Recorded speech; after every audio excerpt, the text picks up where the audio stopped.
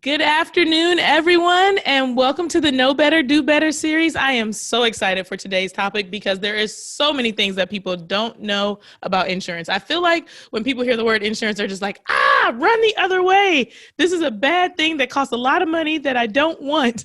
But in fact, insurance can be a really, really cool thing that can protect you and help you build your wealth. So Chloe and I have brought on two guests today to talk all things property and casualty insurance. Chloe, take us away. Sure, I'm very excited as well to have these panelists today, and I know them both personally, and they have a lot of expertise in this area, and so yeah, I think we're going to learn a lot of great things. So I'll introduce the two panelists, and I'll give you a chance to kind of talk about yourselves. The first one is Meaghan Dowd, and she's a personal risk advisor. So Meaghan, if you want to introduce yourself real quick. Perfect. My name is Meaghan Dowd. I work for Marsh & McLellan. I'm based out of St. Louis, but I do work in all 50 states at this point. I've been in the business for about 11 years. I come from a family of attorneys, so I kind of take the back end approach of I know what they sue for, I know how they sue for it, so really try to ask the right questions to prepare clients for losses and understand their lifestyle as much as possible. Great. And our second panelist is LaTanya Simmons, and she's also a private risk advisor. So LaTanya, do you want to introduce yourself? Hi, thanks, Chloe. Thank you so much for having me. I'm LaTanya Simmons. I'm a private risk advisor with Aon Private Risk Management. I'm based in their Atlanta office, and we are charged with helping successful individuals and families make educated decisions about their property and casualty insurance needs. We look at their lifestyle and we want to make sure that it's tailored for what works for them. I am based in Atlanta, but we write in all 50 states. So no matter where you are, that we can help you no matter where. Okay, great. And so we'll get into the trends, taxes, and tea briefly for this time. And so one of the things I wanted to talk about that's been on my mind, and I'm sure Lauren for you, since you live there, is these deadly winter storms in Texas. So can you tell us a little bit about your experience there? It has been a rough few weeks in February for Texans all across the board. So, may have heard on the national news that there were some big storms that came through. And if you're East Coaster, you're kind of like, it wasn't that much snow. It wasn't that big a deal. But one of the things you learn having lived through this experience is just how bad not having an infrastructure is and, how disastrous that can be.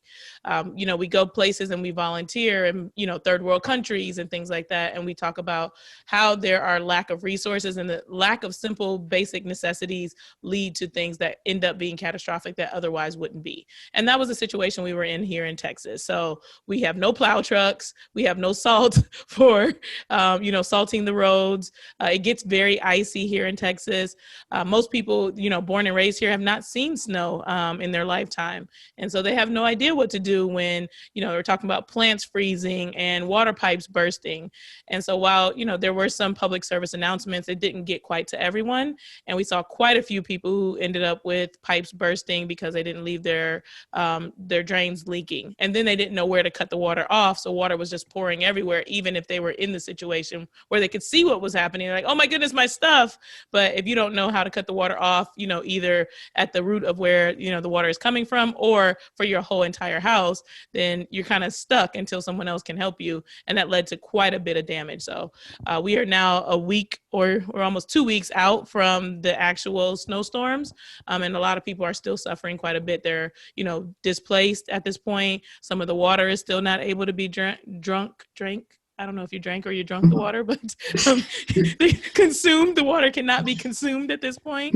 And I actually ended up flying to Miami shortly after. It was already a planned trip, so I know people got cruise jokes, but I was already going to Miami, and I ended up mailing things back from Home Depot in Miami because there were no plumbing pieces to purchase here in Dallas to be able to fix the water heater that broke in my situation. So as we talk about insurance today, this is a time where something that is an unforeseen circumstance comes into play, and your insurance is going to have to kick in and help you. And and you got to figure out how you can best be covered. And it's better to know how you were covered in situations like this before the disasters happen. But I don't think that a lot of us really knew what to do as it pertains to the insurance in that regard.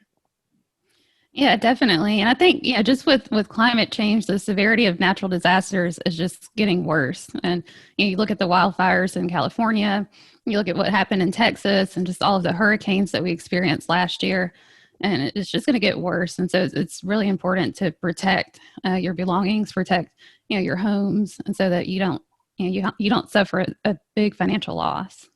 Yeah, I think today you bring up a good point, Chloe, that not only is it the severity and the frequency, that when we look at places like Florida, that we know that hurricanes are coming there, but we're seeing them happen more frequently, and we are seeing them being more devastating. So we're having to not just look in the typical areas, but places like Texas that have never experienced these types of winter storms and other natural disasters and catastrophes like they've never seen before.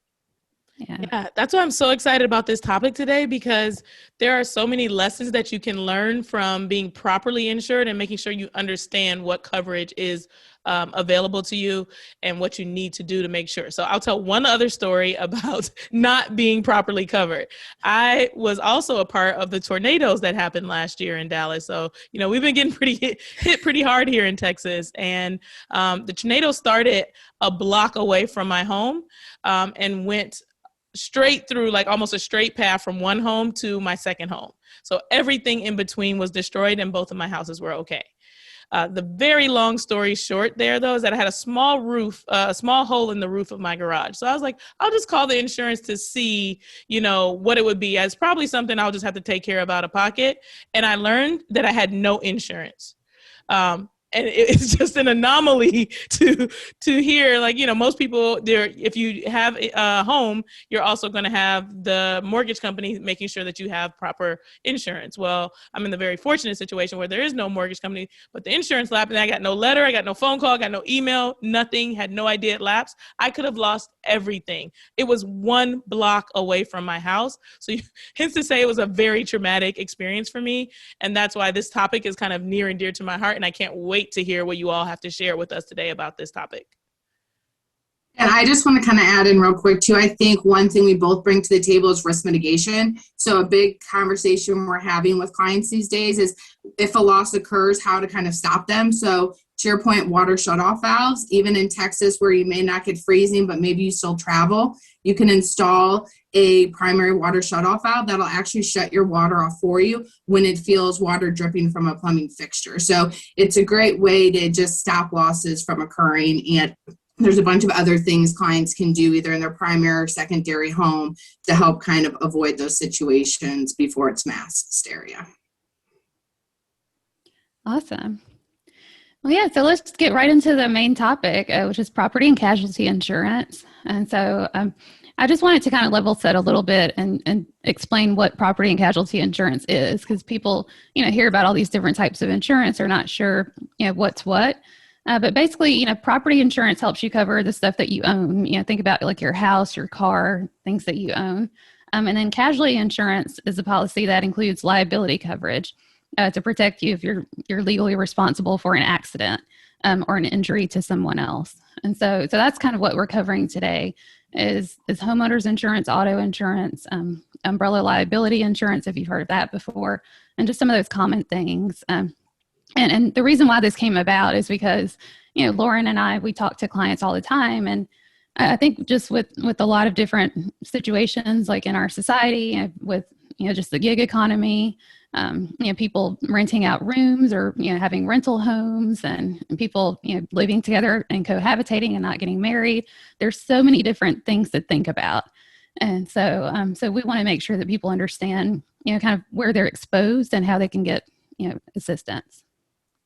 Yeah, as you bring up the gig economy, let's just start there. I know that's not the typical kind of thing but there's so many people that are now interested in, being realtors, being not realtors, but being landlords, passive income, things like that. So if you have a rental property, is this something that what do you need to be thinking of, ladies, as people go out and they do these Airbnbs or they do, different types of rental properties are doing duplexes now quite a bit, where they're like living in one side and, they have tenants on the other. What should someone be thinking about if you rent out a primary residence as an Airbnb, or if you have an investment property that is an Airbnb? I think the first thing to think about is making sure that you have the right type of policy for the type of risk that you're trying to insure.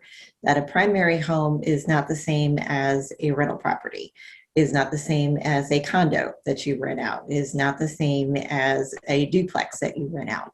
So I think that it's not one size fits all. And I think it's about partnering with a trusted advisor or an agent that can help guide you and give you advice on which policy is going to be right for you.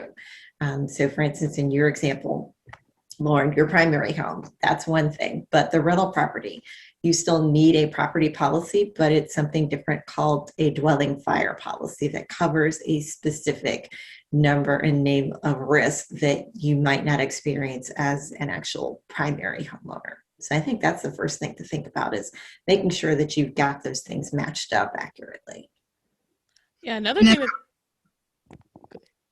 I would say too, the short-term rental does throw kind of a wrench in things, and that not all companies will write short-term rentals or Airbnb. So I think it's important that when you're either shopping insurance or looking for new, that you explain that whether it is just a rental property or maybe it's your primary home and you rent the basement out, there are endorsements that need to be added, because without that coverage, liability does not apply, and they can decline losses caused by tenants occupying your home. So I think it's really important to make sure that you are clear with your agent when you are Airbnb. Those are some really good points too. I know the other thing is, like, not just homes nowadays, but people are also renting their cars. And so there's things like Turo. And what should you be thinking about if you're going to let someone drive your car for the weekend and try to earn a living there? Is there different types of auto insurance that you should have as well? Yeah, the same thing would apply. I don't think this gig economy is going anywhere anytime soon. And I think that insurance companies are slowly realizing that and are asking those types of questions. However, all insurance companies are not open to this. So in terms of disclosing what you're doing with your car, because there's a difference between using the car for your personal use, or when you actually have a ride-sharing passenger, or that gray period where you're waiting to connect with a passenger. So you want to make sure that your policy can cover you as you go in and out of those different scenarios with the ride-sharing app. And then regarding Turo, normally you're fine renting through that, and your auto insurance would cover you because there's a signed contract between you and the leaseor. But if you're leasing your vehicle, that's a big no-no on your auto insurance. So I would just be careful if you're going to put your Maserati out there on a Sunday in California for people to test drive. There are programs through like Haggerty where you can safely rent your nicer classical vehicles out to people to rent, but you're okay being the renter or rentee, just don't be the renter when it comes to the vehicles. Good to know. Good to know. Any tips for just kind of regular homeowners, just your normal car? What are some of the things that you see people bump into as it pertains to car and homeowners insurance, or auto and homeowner insurance? Any kind of crazy stories you've all seen? I'd say there's a lot of crazy stories. The biggest misconception I would say is people feel like they don't need uninsured and underinsured motorists on their auto. They seem to think that covers the uninsured and underinsured people driving, and that is inaccurate. That it actually covers them if they're hit by someone that has no insurance or not enough insurance while driving. And 1 in 7 drivers in the U.S. has no auto insurance, and depending on your state, the minimum coverage can be like $10,000 per person. Now, I don't know if you've ever been to a hospital, but $10,000 may replace like 2 teeth after a car accident. So I think it's really important that people understand the uninsured and underinsured, because the casualty part to insurance, your liability, is the biggest unknown. You don't know how bad you're going to get hurt. You don't know how bad you're going to hurt someone else. So I think in home and auto, the biggest thing that people overlook is the liability. Yeah, and actually I had one of my cousins was recently hit by someone who had no insurance, and this is like the second time this has happened to her. So yeah, definitely lesson learned. All right. So we wanted to jump into the next topics, which is kind of parents and domestic partners. But one of the things I see with a lot of clients, especially my younger professionals, they continue to stay on their parents' auto insurance policies. And so I wanted to know, when does it make sense to get off your parents' policy, and are you actually covered if you're an independent adult and you're still on your parents' policy?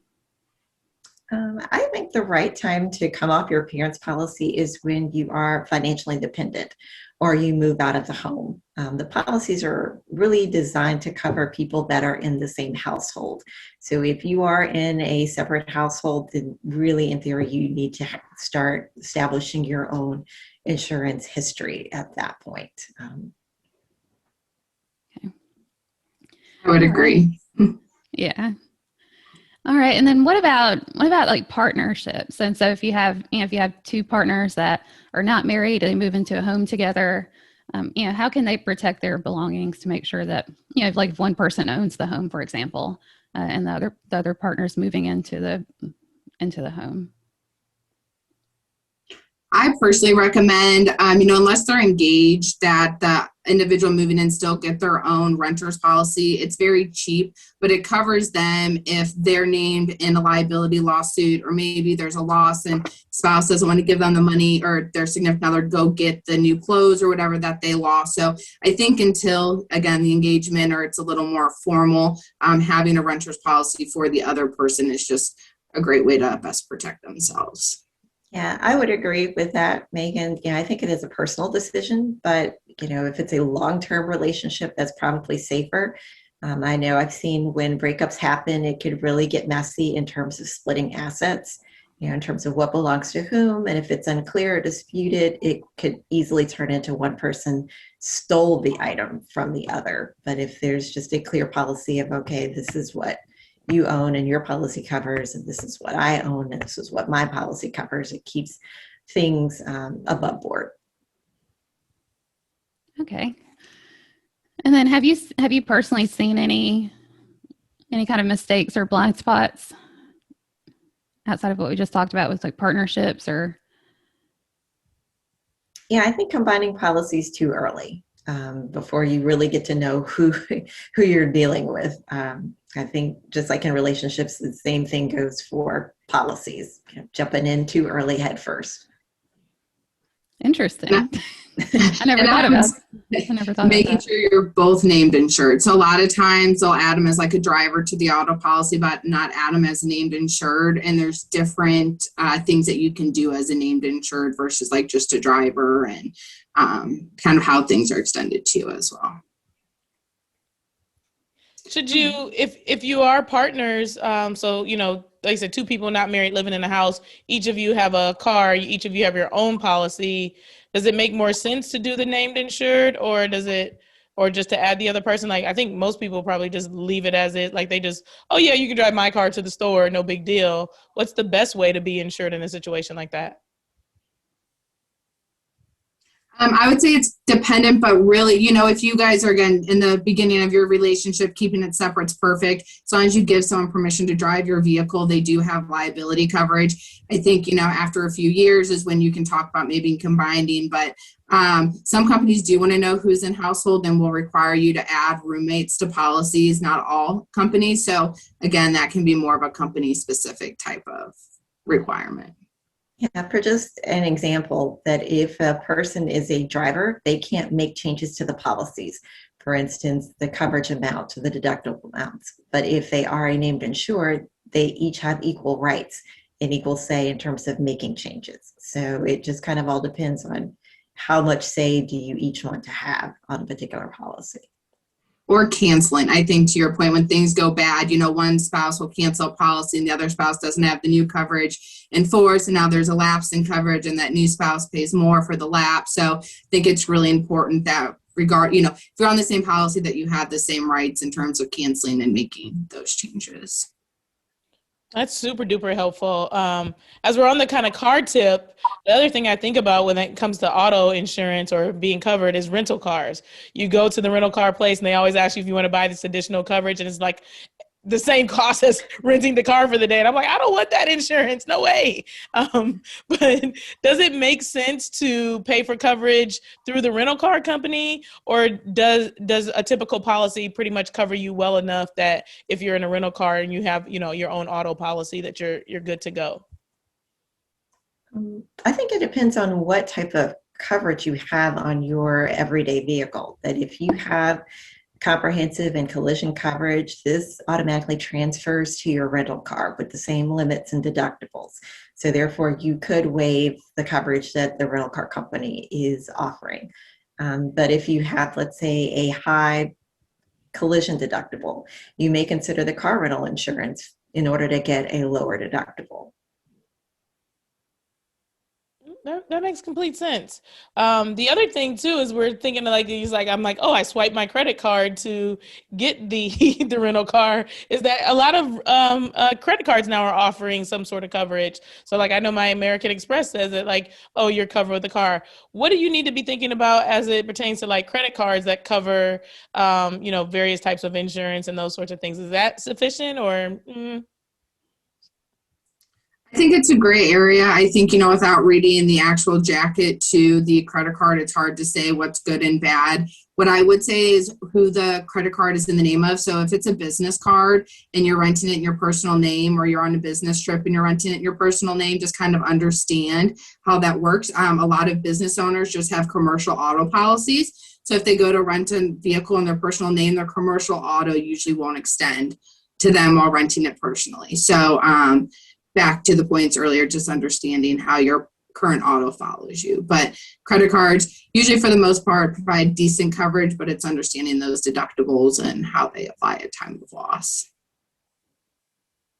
Okay. And so just another thing I wanted to talk about was umbrella liability policies. When does it make sense to get an umbrella liability policy? What should you consider, when determining how much you need? I know there's a lot of different suggestions about, how much coverage you should get. So just, do you have any tips there? I think the umbrella policy is probably the best value out there in terms of insurance coverage, in terms of what you're getting versus what you're paying. I would say that it is a consideration for anybody that has wealth at risk.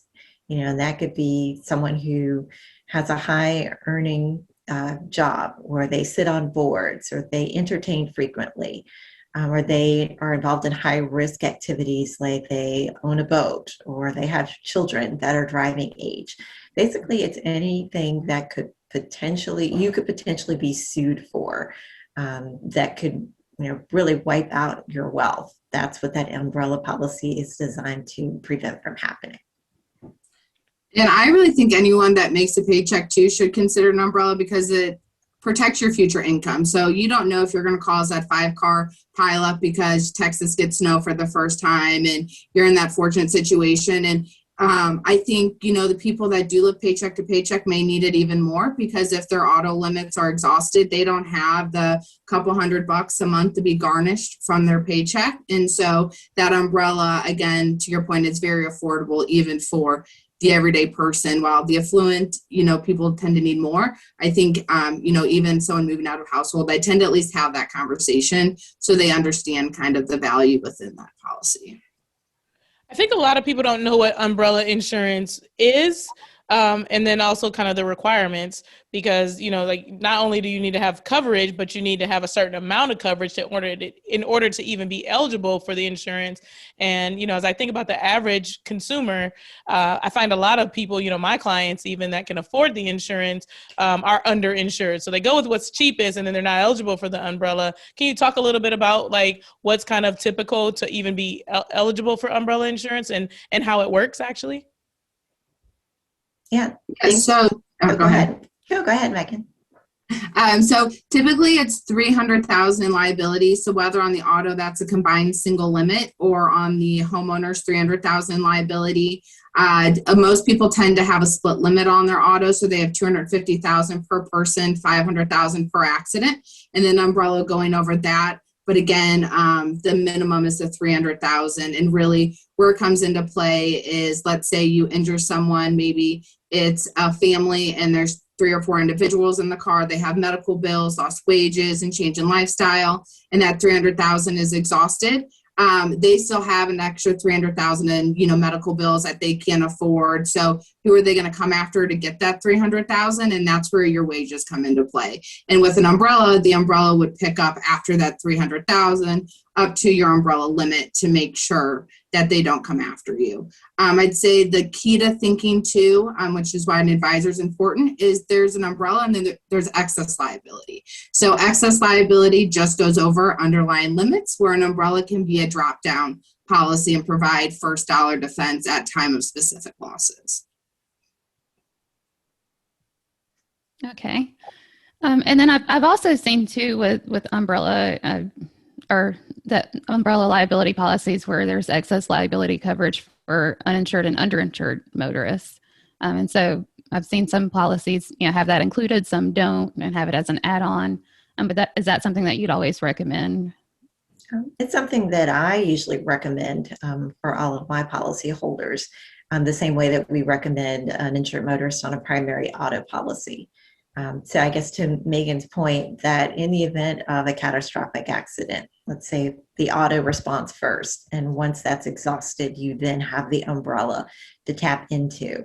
The excess UM would cover things like if there is a paralysis and you need to make adjustments to your home and put in a ramp or widen the doorways.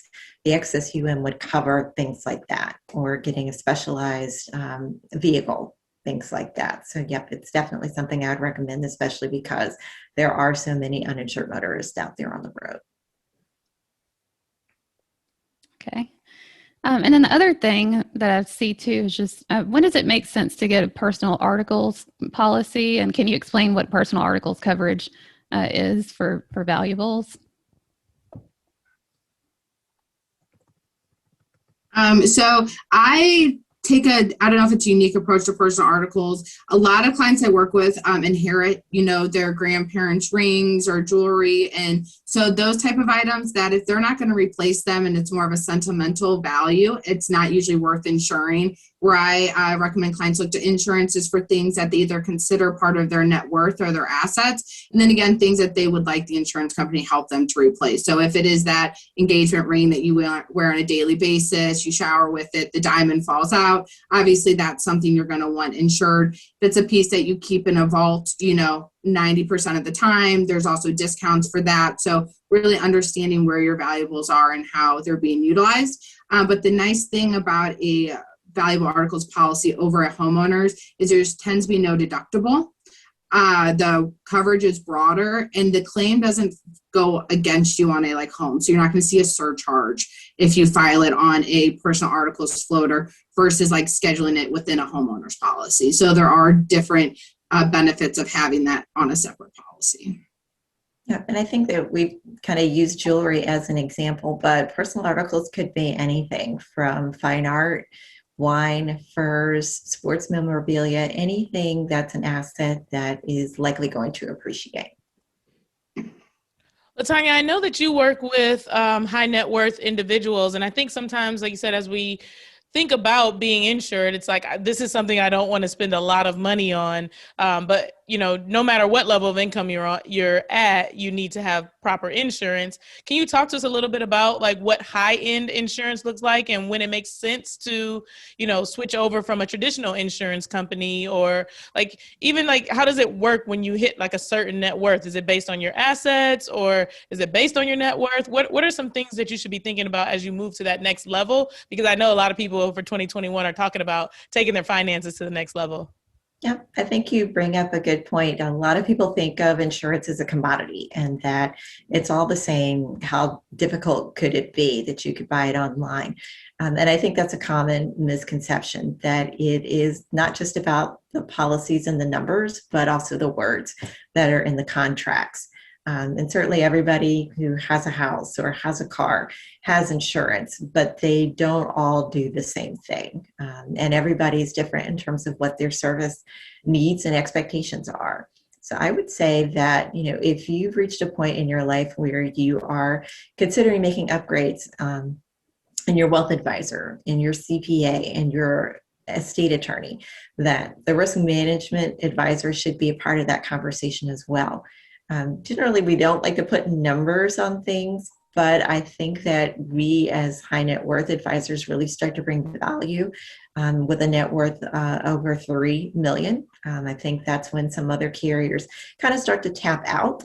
And that's where we really start to shine, when you're having the custom home, the high valued vehicles, the more complex lifestyle. I think that's where really high net worth insurance carriers and brokers can really do a great job.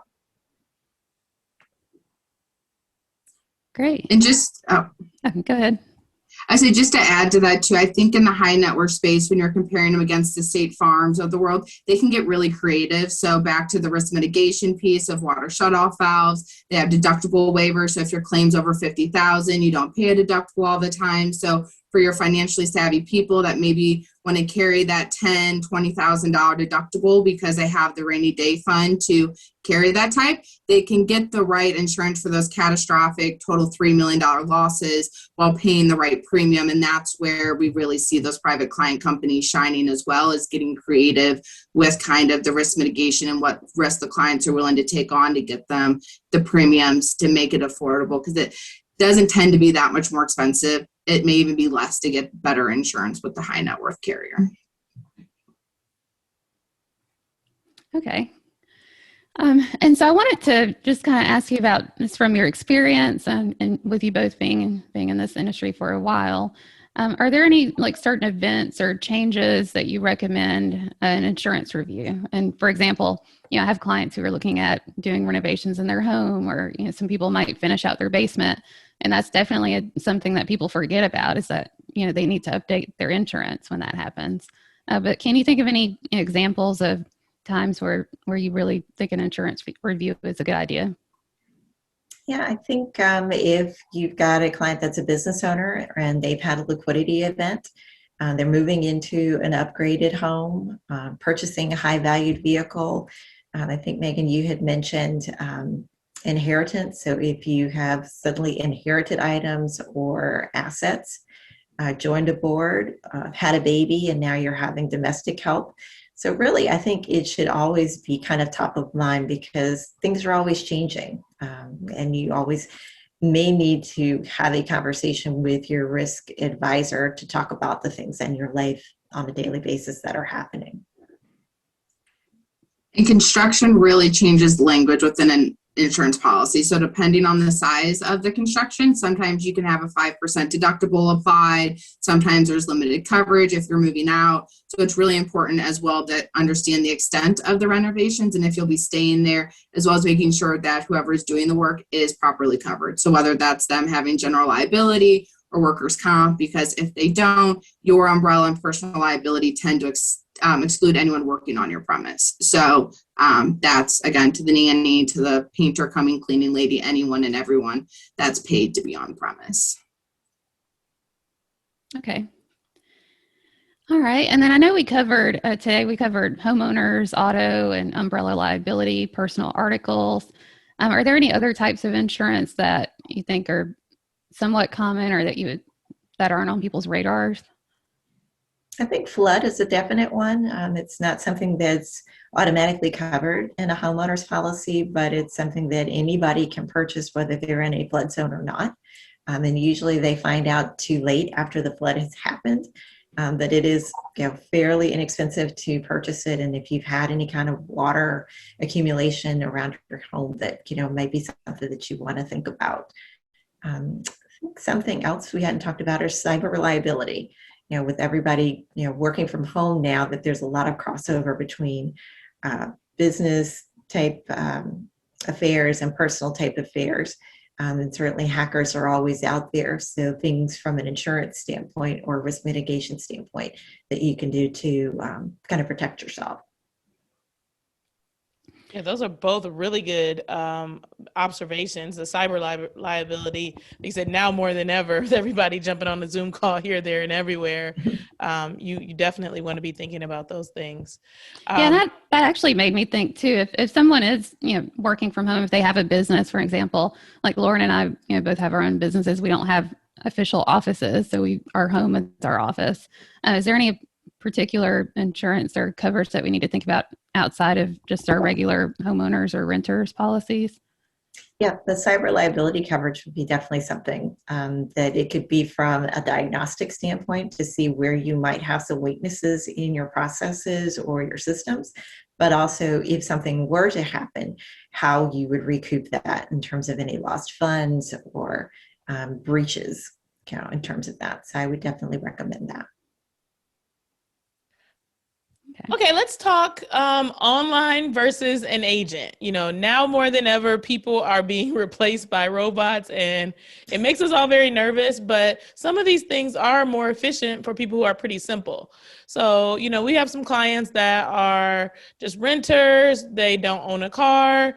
Is there a problem if you're, kind of newbie, simple life with going with one of those online services like Lemonade for renters insurance, or, do these policies have similar coverage to what you would get by working with the traditional agent? What are kind of the pros and cons there? So I would say, for your simple individual, while life may be simple, claims tend not to be simple. And that's really when you need an insurance policy. So with a company like Lemonade, Progressive, you tend to have a 1-800 number. And even if you just have a question about, is this covered or does my deductible apply, they can sometimes file a claim for you, and then you run into other issues. So I think the biggest thing is, one, if you really want to do your homework on those online companies, read their policy forms, understand what losses are covered, because there are a list of probably 15 things that will be covered at time of a loss. That's up to you. But if you're a busy person, even not a busy person, but someone with a career, life going on, at time of a claim, you don't want to put it on hold. And the savings that you save up front will be spent on the back end handling your own claim, where that's where advisors really come in and help you understand how to utilize the policy to its most efficiency. Yeah, I would agree with that. I think that, certainly if you have a situation that's not as complex, that it may be a good option. But I think that if you do appreciate having some guidance and some advice and want to ask those questions, and that being a free service, I know our advice and consultation is complimentary and part of what we're doing. So it can be hard to reach a live person and get that personal touch from Lemonade and some of the other online apps. There is a saying that has withstood the test of time since I first heard it: more money, more problems. You don't want to be a high earner and be taking the cheap way out on things like this. This is where a real live person who has expertise, who's going to listen to your situation, understand the customized things that are, specific to you as an individual, and be able to provide advice on exactly what you need, instead of kind of a robot with a formula that, is just going to one size fits all of the matter. So definitely don't be afraid to spend the money to get the proper advice that you need. Yeah, and I think you bring up a good point that really we haven't had Lemonade and apps like that for very long. I think Lemonade was founded in 2015, so the track history is relatively new. And also, I don't think that some of those companies are rated by AM Best. So we're not quite sure what their financial strength is, and it hasn't been tested up until now. So again, kind of, do you want to go the tried and true route or something that may be just untested at this time? Well, great. And so we have a couple of more questions, if you can answer those. The first one is just, live-in nannies. I know that's something that you brought up, Meaghan. Is, when people have someone come in and take care of their kids, or even just a nanny that drives around your kids after school and takes them, picks them up from school, takes them to after school activities. Just kind of how does the coverage work for those types of things? Or is that something that people need to consider that's not covered in their traditional policies? Yeah, I think nannies are a big one. If it's a neighborhood kid that comes on and watches your kid on a Friday night, not a big deal. But if it's someone that watches your kid as a job, workers' comp's important, because if they get injured on the job, it kind of sets the parameters, pays their medical bills, sets how much lost wages they can get, and then you're kind of not out there for the taking. The other important one is employment practices liability, which covers you for sexual assault, discrimination, and things of that nature that we are unfortunately seeing more and more in today's world. And a lot of times, those people see what you have, they see what you wear every day, and it can make you an easy target. And I think when it comes to hiring nannies, really any help, background checks are really important. A lot of theft happens from help within the home. And so understanding who you're even bringing in your home is a good step to help, again, mitigate maybe those workers' comp risk or employment practices. Yeah, I think you bring up a good point, Meaghan. I think a lot of families do have household help and they think, oh, well, this person is basically a part of our family. They would never sue us. And you're right, they might not. But the bad part is their family might. So if they are injured while working in your home and they're not able to take other jobs or they've lost that income, their families are going to do whatever they need to do to help fill in that gap. And to your point really quick about the vehicles, if they're driving your vehicle, you need to make sure that the nanny's on your auto policy and on your umbrella if they're a daily driver, as well as if you're going to let your kids get in their vehicle, I would make sure they have the right auto limits. And I've even had clients pay the difference in their nannies to get the $500,000 in liability for uninsured and underinsured. That way, while their kids are in the car, they, have good coverage. That's a really good point. Very good point. Yeah, these are little things that, like you said, people don't, like, oh, gotta go, bye. You're not thinking about it. You're just like meeting, it's a means to an end. But, like you said, where are those blind sides? And you're pointing out so many of them. Yeah. And the other thing is just housekeepers. If people have someone that comes in and cleans their house on a regular basis, is it similar? I'd say. Yeah, and a lot of people say, well, I pay them cash. To your point earlier, LaTanya, they still have family that will sue you. And, I think they get themselves even riskier business. They're carrying 2 or 3 baskets up your stairs with clothes or standing on a ladder to clean the light bulb, trying to talk to you. So definitely think, anyone, painters, they all kind of present their own risk at different times. Right, slipping on the floor they just mopped, right? Mm-hmm. You got all kinds of examples I'm thinking of now. But if you have a secondary home and you have a live-in caretaker, that can provide discounts on your homeowners as well. So I think it's really important, again, working with an advisor, we can not only help you cover those liabilities, but also show where maybe some discounts or savings can apply by you having that additional help. Great. Well, thank you so much. Do you have any final thoughts or any last pieces of advice that you'd like to give? And LaTanya, I'll start with you. I think that risk management should not be a separate topic from any of your other wealth preservation tactics. That we're here as trusted advisors to help create and design effective strategies, that help our clients protect the wealth that they have worked so hard to earn. Great. What about you, Meaghan? Yeah, I would just say, consider this as part of your planning. You have the rainy day funds that they plan savings for. Have insurance be a part of that conversation, as well as you plan with your attorneys. You put trust in place. We need to know about those, add them to your policies. So I really say insurance is the bow to the rest of your planning. We help you dot your I's and cross your T's and make sure that everything you plan for is protected and can kind of execute it in the way necessary when you do have those losses. Because it's usually between us and then their financial savings if they don't have the right coverage. And that's the call we don't want the clients to have to make. Yeah, and that's a great point. It's just, everybody wants to build wealth. That's a big, big topic these days. And this is one of the best ways that you can protect it is, just all of these blind spots that we talked about today, all of these little things that we just don't think about. So thank you so much for taking the time to speak with us. Yeah. Thank you for having us. All of the gems. This was so wonderful. So now it is time for today's money quote. It is, remember, when disaster strikes, the time to prepare has passed. And that is a quote from Stephen Syros. Do you say Syros or Syros? What do you think? I'm thinking Syros. I don't know. But I think this is a really good one because, like you said, it's this idea that once the thing has happened, you've already missed the opportunity to prepare. And so while we don't know what is coming around the corner and we feel, safe and sound right now in this moment, having proper insurance will cover us for the things that we cannot see coming. I can't, drive home the point enough how awful it would have been, catastrophic to my finances if I had lost my home. What a great accomplishment it was for me to be able to save up and purchase and pay cash for a house. And then overnight it could have been demolished and there would have been no way for me to get any additional help because I was not insured.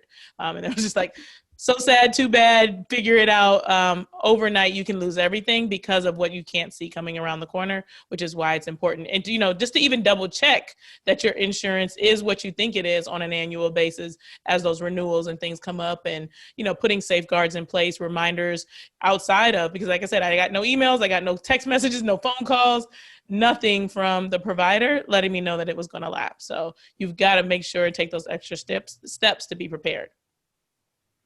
Yeah, and that's another reason why it's great to work with the shameless plug, work with a comprehensive financial planner because they can help you with all of these different areas.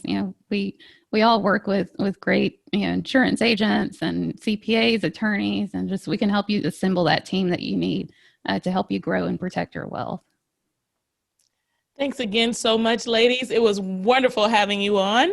Our next episode is an interview with Dr. Sarah Falah. Her father was the author of the New York Times best-selling book, Millionaire Next Door, and she also wrote a follow-up to that book. And so we're going to talk about what it takes to build wealth and some of the research from that book, and then also just influence, how social media, the company we keep, and social conditioning influences our financial decisions. So I'm looking forward to a great discussion with her. That is awesome. And as always, if you have questions, suggestions for guests, or you would like to share your own money story with us, do not hesitate to reach out at worth-listening.com.